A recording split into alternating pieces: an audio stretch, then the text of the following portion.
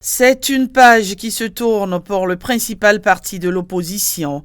Derrière cette décision se joue bien plus qu'un simple départ. C'est l'avenir du parti Les Démocrates qui se joue. Quand Yahi Boni prenait la présidence du parti à Parakou, il avait dit qu'ils se sont mis ensemble pour lutter contre le démon de la division et de l'exclusion. On s'est rendu compte que 3 ans après, l'objectif n'a pas été atteint. À Parakou, il a dit qu'ils sont venus pour remporter les élections générales de 2026. Malheureusement, ça a été un échec pour lui.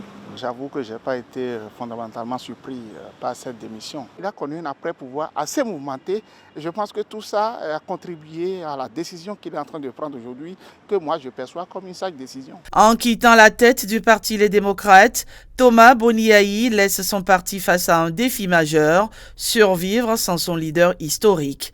Boni Yahi n'est pas le géniteur du parti Les Démocrates. Au départ, il n'était pas avec les démocrates, il menait encore la lutte contre Rumper pour récupérer la FCBE. Et c'est Éric Moureté et ses amis qui ont porté le parti Les Démocrates sur les fonds baptismaux. Forcément, avec le départ de Yahi, les caciques, comme je les appelle, les louveteaux, vont comprendre que maintenant, il faut changer de bord si on veut faire la politique. Parce qu'ils sont out pour 7 ans, c'est compliqué. Donc il faut réorganiser le parti pour que dans 7 ans, ils puissent revenir sur l'échiquier national pour avoir des maires et des députés. Il sera forcément difficile d'envisager de beaux jours pour cette formation politique sans Boni Yahi. C'est sa personne qui fédère la plupart des militants. L'avenir du parti, c'est de rester là, animer une opposition que je peux tasser un peu de stérile parce que n'ayant pas d'élu. Donc n'étant pas dans les instants de décision, sa voix ne pourrait pratiquement pas porter. Figure centrale de l'opposition ces dernières années, Boni Yahi incarnait la principale alternative au pouvoir en place. Son départ, salué par certains, attriste ses partisans. Quand Yahi injecte de l'argent, son énergie, tout son bien dans la politique et ne récolte rien, la meilleure formule, c'est de s'en débarrasser. C'est une bonne décision qu'il a prise. Cette décision, pour moi, c'est brutal. Je suis abattu, désabusé.